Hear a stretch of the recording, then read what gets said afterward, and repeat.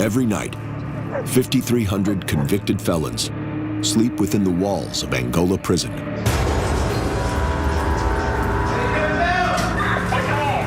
For most, it's the only opportunity to escape a life sentence in America's largest maximum security prison.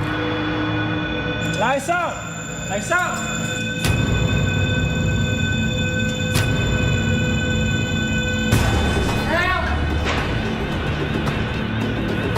Waking up to the same reality day after day.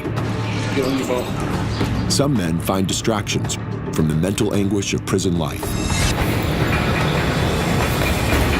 Here, call lady nurse. Others rebel and do their time the hard way. Get on your bed. And some have only one thing on their mind: busting out. I escaped from the parish 2 times, so I'm considered a flight risk. Securing 18,000 acres of prison property is no easy task. You gotta be ready for any and everything. Warden Burl Kane doesn't take the job lightly. 3 levels of security in the prison. One is the cells and the bars. The next one is the fence. Next level of security to catch you or to bring you back is the dogs.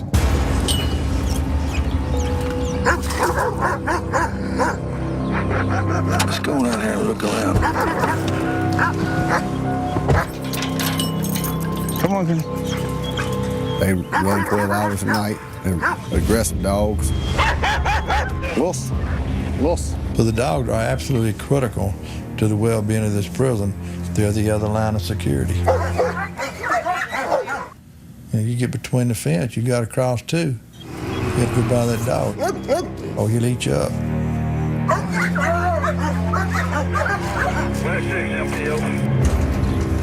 Somebody tries to climb out, they get to fight with the dogs till we get back around there to them. You never want to see somebody get out.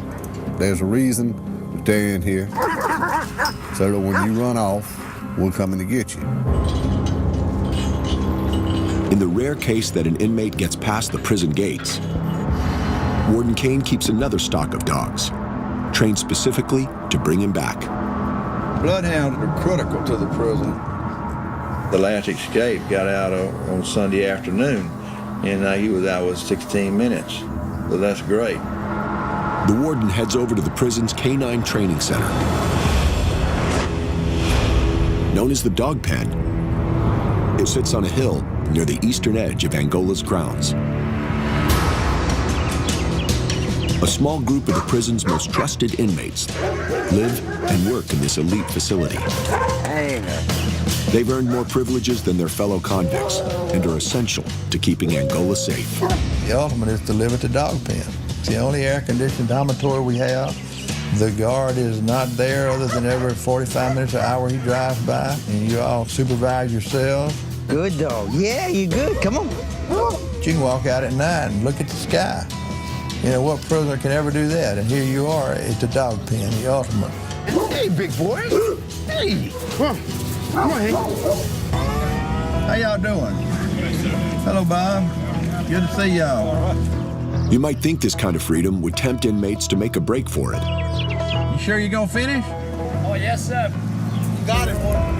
But in fact, it's a successful deterrent. There, Warden Kane. You're doing good? Oh, yes, sir. Aaron Hauser has lived at the dog pen for more than 10 years. He's responsible for raising the bloodhounds. The puppies are doing great. They're just like normal little bloodhound puppies. They're just like mischievous little monsters. Okay, we're gonna see you. Oh, thank you. All right.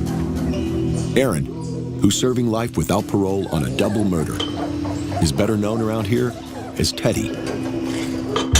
I've got that nickname maybe a year after I came to prison.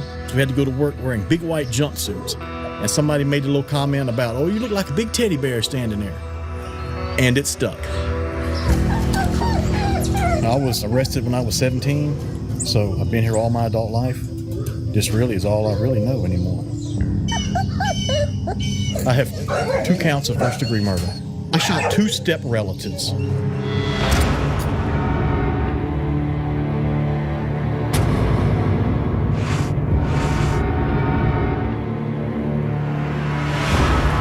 When I was a little kid, I just wanted my mother to be proud of me, just like any little boy would do.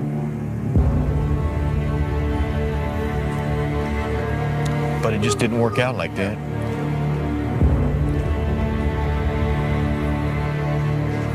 Come here, little rascal. Sit down that fussing. You have to make the best of a bad situation.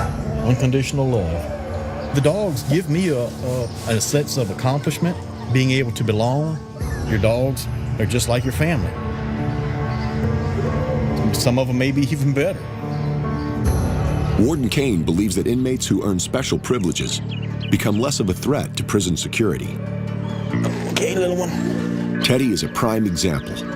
He likes his position on the K-9 unit too much to attempt escape. And being here at the K-9 Training Center, it definitely is a big privilege. You could say it's an honor. Most of us are wanting to make a good name for ourselves, even if it's just in prison. These may be the most trusted inmates at Angola, but if they fall from grace, they fall the farthest. One mistake, and that's all it takes. One moment of indiscretion, and you're right back where you came from. You've lost all that you've worked for over the years. One slip up, and they're immediately sent to the most dreaded place in all of Angola, the punishment unit. In fact, it's just down the road from the dog pen. Ooh, it's hot down here. An escape-proof fortress called Camp J. All steel and cement is designed to torture its suckers. Oh man, it's like being in the hellhole, man. Pull it up. Assistant Warden Chad Menzina has the privilege of overseeing this motley crew. Close 13. Come on. If any other institution has an inmate that is just a big disciplinary problem, gets involved in any kind of altercations with personnel or aggravated fights or something serious like that, they'll send them to Angola, and usually they'll end up right here. Jesse Langston has been in Angola for 3 years. He's gonna walk out with me, right? He has one of the least desirable inmate jobs.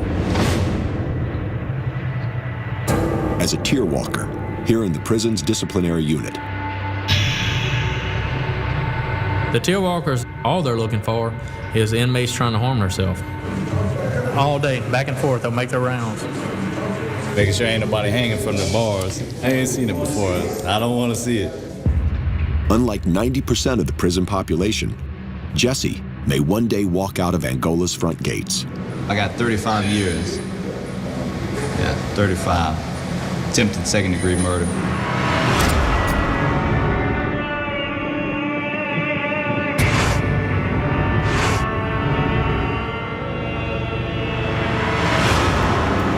So a lot of the people up here, my out date sounds real good to them, but to me it don't. I'm young. When I get out, I'm gonna be 60-something, you know? I ain't but 27. Now that's a long ways away. It's boring, you know, logging down the tier all day. It don't really require no skill, but you know, I work on electronics. That's what I did on the streets. I repair things. It's my passion. I miss it. Definitely miss it. Well, the ideal job would be, you know, repairing the circuits and things like that around the camp, the maintenance. But you have to be a Class A trustee to do that. So that's what I'm trying to do. For Jesse, getting trustee status would make his next 30 years at Angola more tolerable. But he'll have to earn it. Things to keep in mind with the inmate like Jesse. Some of these guys are con artists. I mean, they will look at you in the face, and they're the best inmates around, and they'll do everything you tell them to do, and they'll work their way up just for the sole reason, you know, to escape. He's got to earn our trust.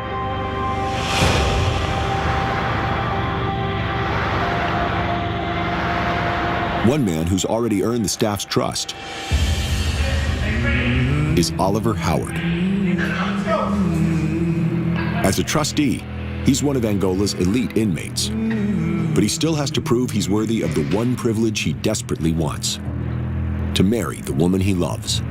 My lovely fiancée, I met her 4 years ago at the October rodeo. It was my idea to propose to her. It made me a better person. It helps me to stay focused, keep my mind on something positive.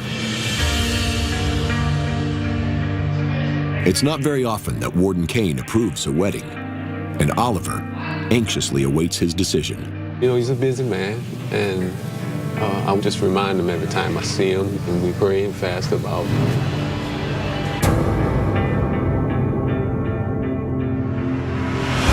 Coming up, You ever tried to escape? Angola's canine team goes on a manhunt. I can't hardly hold it back.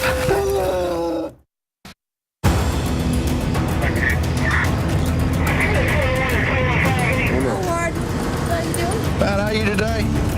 As warden of America's largest maximum security prison, Earl Kane's got one thing on his mind 24 hours a day: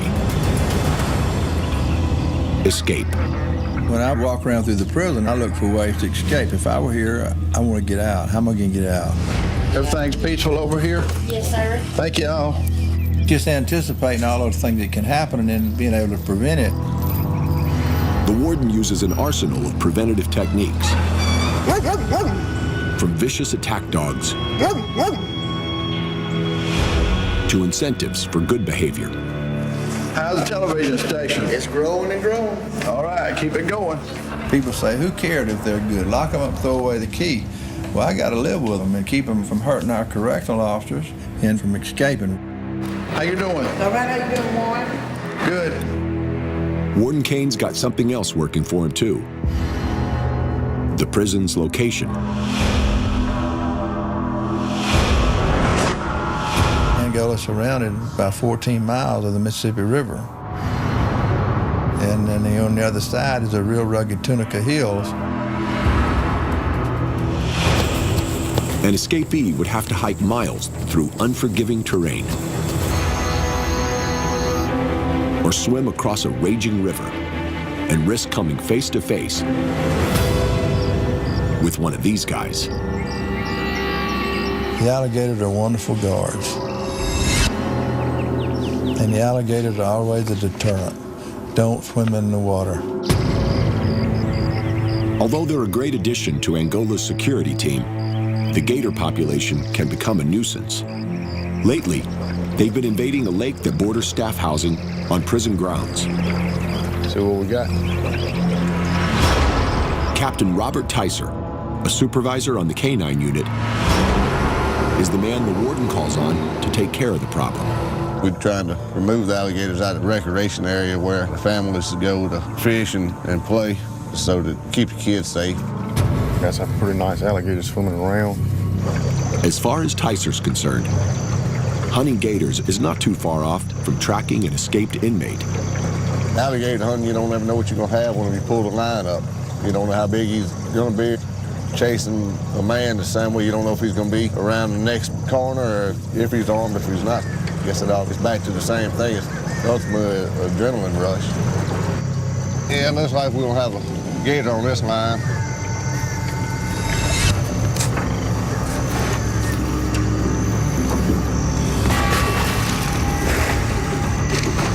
So I ain't real happy this morning. I wouldn't be neither.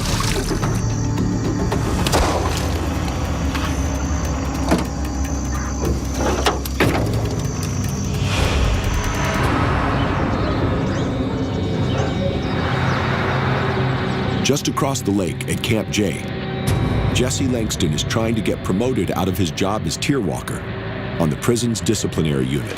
Try and get the power on here. For that to happen, he has to earn the staff's trust, and he's making some progress. Assistant Warden Chad Menzina granted him the privilege to practice his hobby in his downtime. What you working on? CD player. Just fixing it, you know. The guy said his button wasn't working. People call me Radio Shack, electronic, electro. Power's not lining up. I don't charge people for fixing their electronics. It's something that I enjoy doing. Did you do this before you come in here? No, actually, I worked on computers before I come in here. Did you go to school for that, or you just kind of learned on your own? My grandfather taught me growing up. He was a radar specialist in the military. Ever since I was a little kid, he had a ham radio and taught me how to repair it and all that stuff. So, but since I've been up here, I haven't touched the keyboard. I do miss it. Trying to get them to recognize my skills so I can move up. Put it all back together the other way. What Jesse really wants is to land a job as a trustee electrician at Angola. Jesse is very, very good at electronics, but being security-minded, you also got to think about what harm could this guy do you if he had bad intentions with the electronic skills and knowledge that he has. Most of our prison runs on electronics. We have electronic gates, electronic cell. Just imagine if this guy got a hold of a computer, what he could do. He could figure out a way to open these e-building doors and escape. So, I mean, that's the thing. As much as you want to trust him, and he's got a perfect conduct record, you've always got to keep that in the back of your mind. Coming up, a guard catches Jesse with something suspicious. What is this? And later, Teddy buries a friend. It's hard. They're just like one of your family.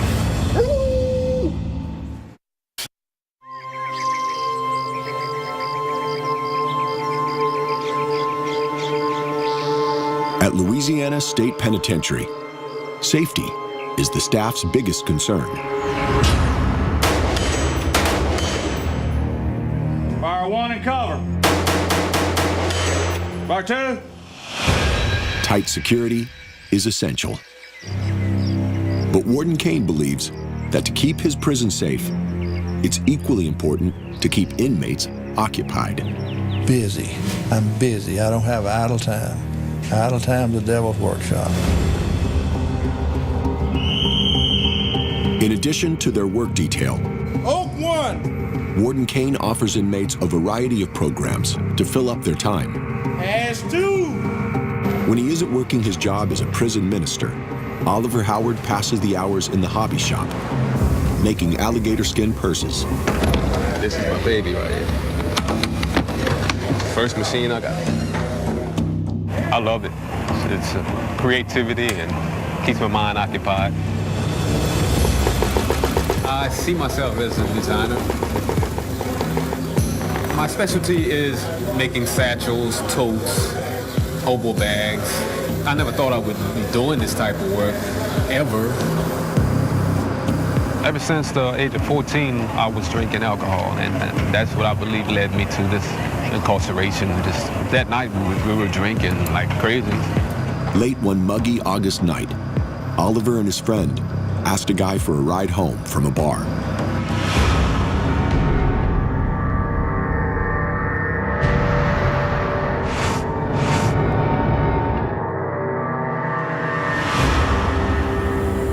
Got us a ride home, and he tells this guy this is a robbery. One thing led to another, and I wound up here. Doesn't take but one time, you know, to get in trouble real good, you know. When Oliver was sentenced to 50 years in prison, it was the reality check of a lifetime. Now, 14 years later, he's turned his life around. Made a choice to be a man and not a predator. I'm making a zip clutch. I don't know how long it's gonna take me, but I usually do it pretty fast. You could make a bad choice. You could make a good choice. It's up to you which one you want. And I chose that good way. The biggest change in Oliver's life came 4 years ago, when he met the woman who became his fiancée at the Angola Prison Rodeo. I met her more than 4 years ago. We didn't really kick it off at first. You know. We was just friends for about a year. She was always wanting a man of God for a husband. It was my idea to propose to her at the 2010 April. Count time. Oliver submitted a request with Warden Kane to be married at Angola. Now, he and his fiancée patiently await his approval.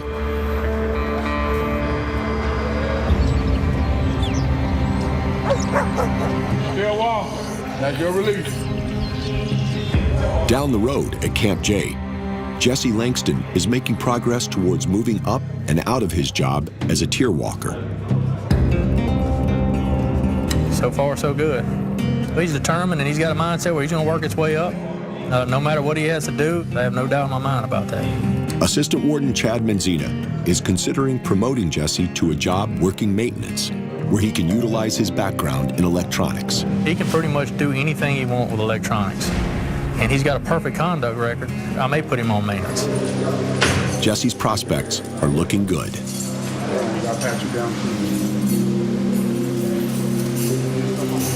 But at the routine end-of-day strip search, What is this? a guard discovers that he's carrying something suspicious. What is this? Store list, various store lists. When I'm back here, you know, I'm back here from 7 to 4, so that's all it is.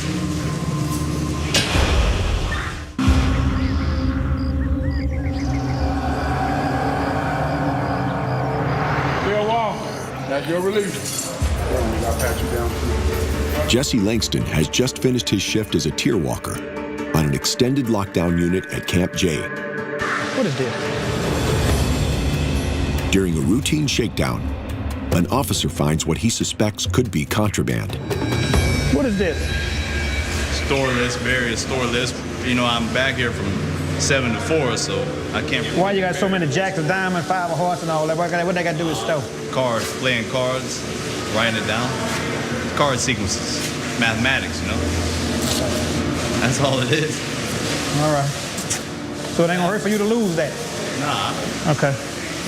I don't know what it was, but, you know, if it was anything, you know, he wasn't gonna take it out of here.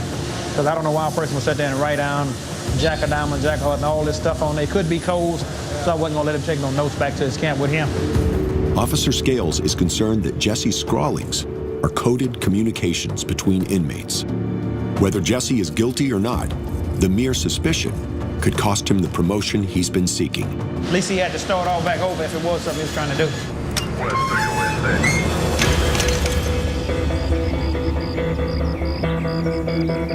Over at the dog pen, Teddy Hauser helps to prepare the prison's bloodhounds for a manhunt. He gets excited, his tail starts making big circles like that.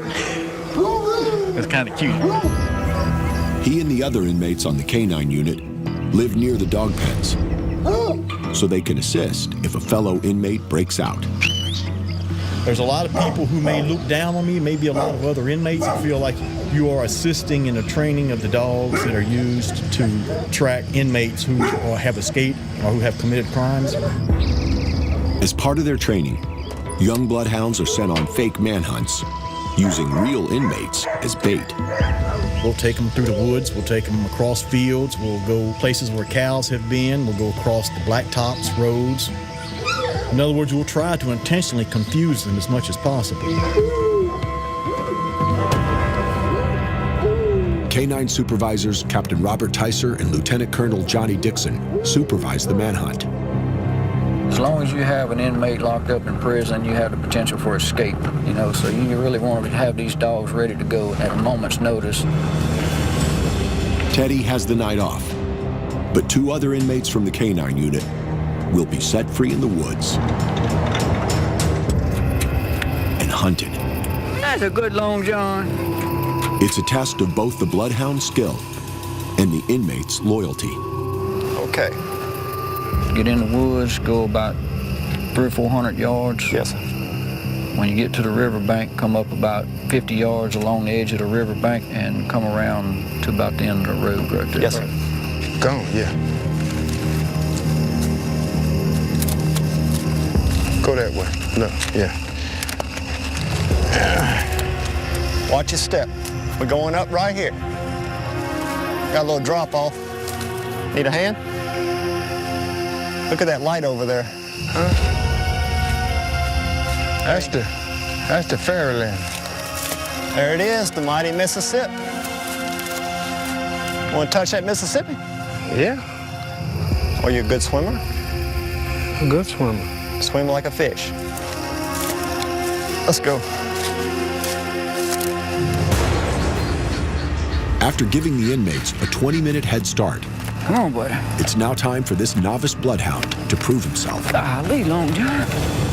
What are you doing? Man, where are you going? Come on. I told you was crazy. You're doing it right there. When you run off, All right. Hurry up, man. Hurry up. we're coming to get you.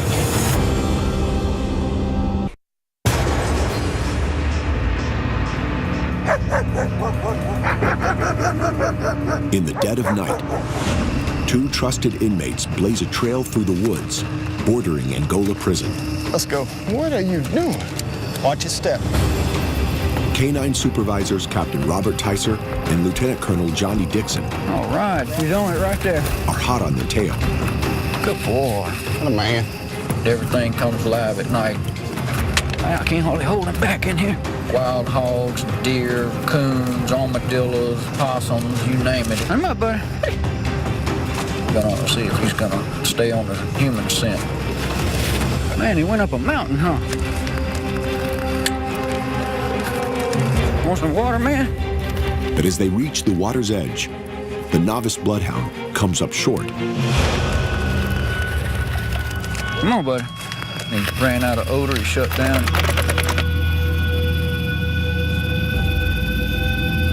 Work it out. Work it out. Hurry him up. See any tracks here? See nothing here. If this were a real escape and not a drill, the K-9 team would be losing precious time. Here he goes. Here he goes. Here he goes. All right, there they are. Oh, man. Good boy. Before long, the hound's back on track. He's on it right there. Yeah, they climbed over that log right there. Yeah. He didn't smell it down there, so he knew to come back up in the woods where he last smelled it. Now he's back on the trail again. He's about to kill me. What that, man? Hey, get him, man. Good boy. There they are. Yo, find him, Long John. Good boy. Good man. You're a good boy. It's a real good feeling knowing you have a dog like that. The dog passed the test, Yeah. Get your start. Get your start. All right. and so did the inmates.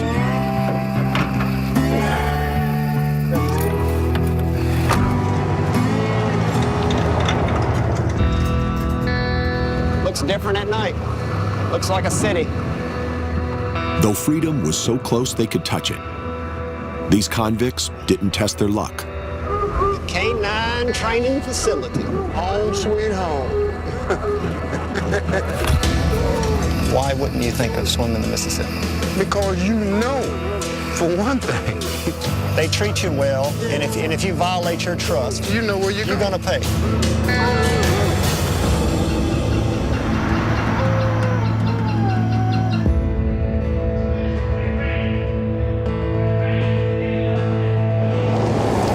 At Camp J, Ciao, Pio called. Jesse Langston is making slow progress towards working his way up from his job as tier walker. But you're orderly now. I serve the juice. Looks like lemonade today. Gotta keep moving, you know? Just real fast pace. It's better, I think. What's up, bro? Recently, the guard discovered Jesse carrying what he suspected was contraband. Put this up here, huh? While no one could prove he did anything wrong, Assistant Warden Chad Menzina isn't ready to give Jesse the job he wants in maintenance. We moved him to the kitchen, and we're going to work him in there. Where you get that you got yourself from? I don't know. I kind of want to watch him a little more and make sure that he can do all that, and he doesn't have a problem with us telling him what to do. No juice, no juice, juice. And from there, I may put him on maintenance, but he's got to earn our trust. For Jesse, the thought of extending his time in Camp J is defeating. I have to go back and get some more. I'm not content trying to get out of here. I guess the only thing I can do is stay positive, you know? Still got a spoon on it right there. Huh? Negativity only sends you backwards. Uh-oh. Slow motion. Staying positive is Jesse's only choice if he wants to improve his life behind bars.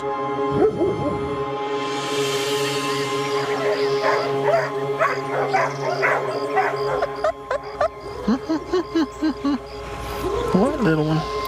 At the K9 unit, Teddy keeps his morale up by spending time with the dogs he raises. Get back in there with your brothers and sisters, huh?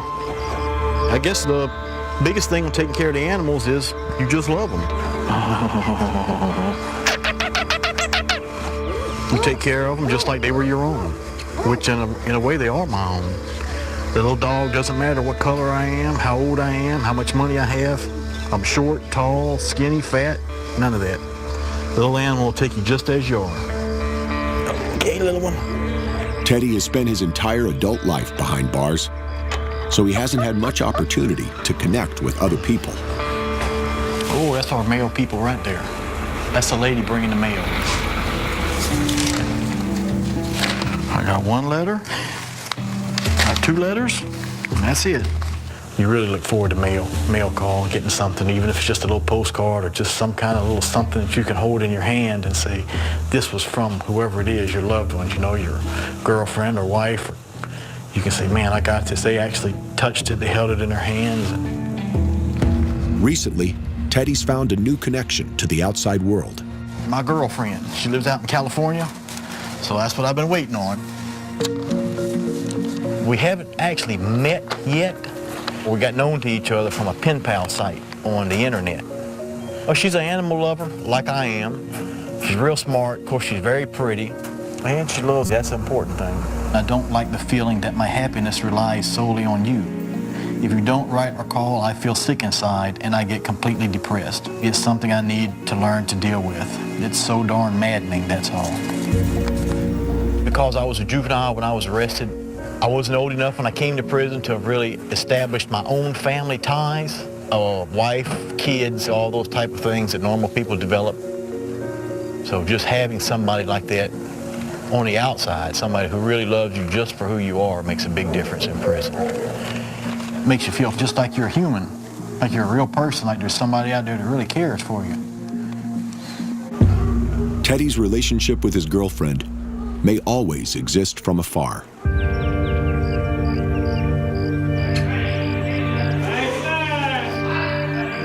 But inmate Oliver Howard hopes to marry the woman he loves, right here at Angola.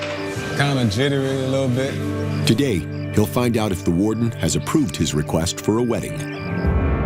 May I have your ID, please? I understand one thing. Drop the paperwork off. Thank you.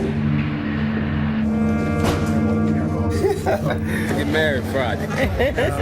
After months of waiting, Oliver has the warden's blessing. Get married, bro. Yeah, bro. I'm good, bro. What's up with you, bro? What you doing, bro? Married? What?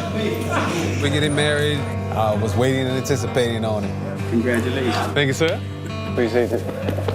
Thanks to what came for allowing this to go down. Thank the Lord for what came most of all.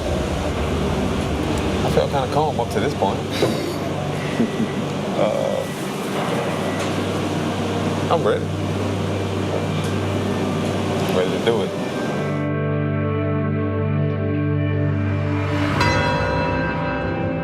Coming up, Still a little jittery, but not nervous. a relationship begins That's right. I get it. as another one ends. You're here with when they're born and you bury them when they die.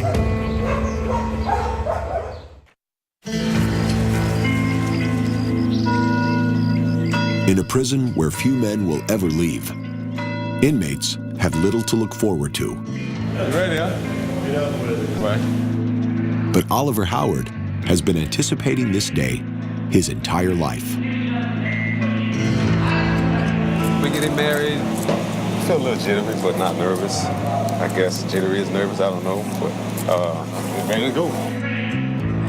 This is my first marriage. The adrenaline starts to pump as you get closer, you know?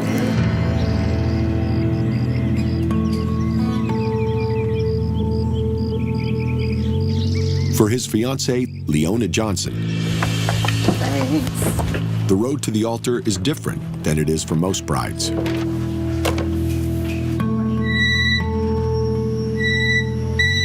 Today I'm here to be married. I'm very excited. I'm happy. Big day of my life.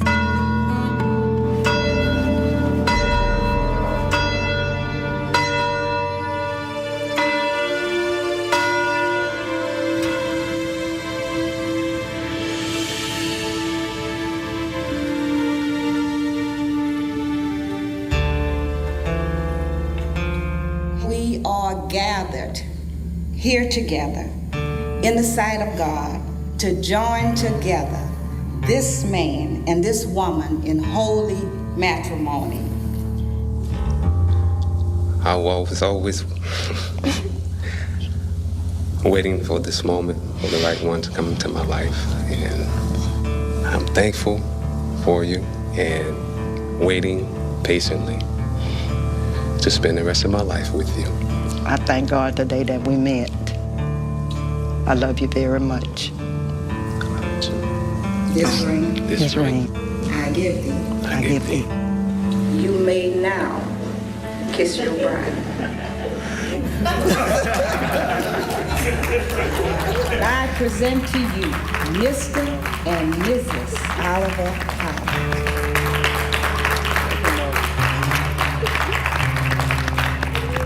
As Oliver welcomes a new family member into his life,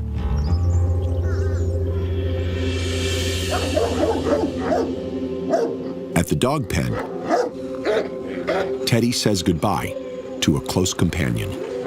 I feel they've got to know when another dog has died. They have some kind of a little sense, have some idea of what it is. Can you make it a little wider? She's kind of a big dog. If you can just go out maybe about another foot. You're here with when they're born, and you bury them when they die. A lot of them have slept in the bed with us over the years. Her name was Chloe, and she had a twisted intestine. The vet felt it was better to go ahead and put her to sleep.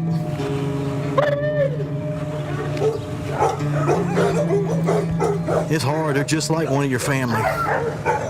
You fed it, bathed it, loved it. It's really tough. But that's all part of life and death. For Teddy, Chloe's death is a sobering reminder. Though he's living as well as an inmate can within Angola's gates, he's still alone in an isolated world. You're definitely a forgotten man here. I'm condemned to the rest of my life. There's no parole in Louisiana. You have no opportunity to ever regain your freedom. You're just here till the day you die. That's it. No matter what you do to improve yourself, no matter how good your conduct record is, you're still just an inmate. And in Louisiana, life means life.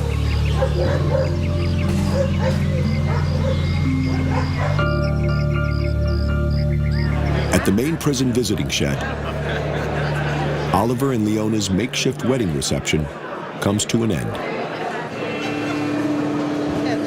Oliver has been granted one of the greatest privileges an inmate can earn.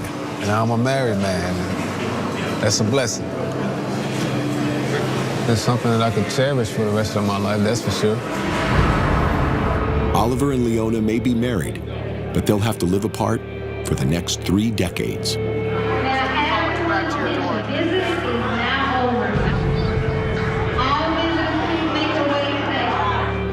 Warden Kane is used to seeing weddings end this way. Yeah, my baby's sweet. But he maintains a hopeful outlook. There's some real positives for her. One thing about it is her husband's not going to run around on her.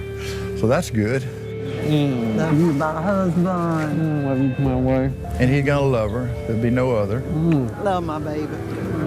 And love is a real good catalyst for peace and harmony and being able to do this time. Right, baby. Certainly it's frustrating. Certainly they can't consummate the marriage. We don't have conjugal visits, but this gives him hope, gives her hope. The lack of hope and despair is my enemy in this prison. I have to fight despair and keep the morale high. It's a happy day for Angola.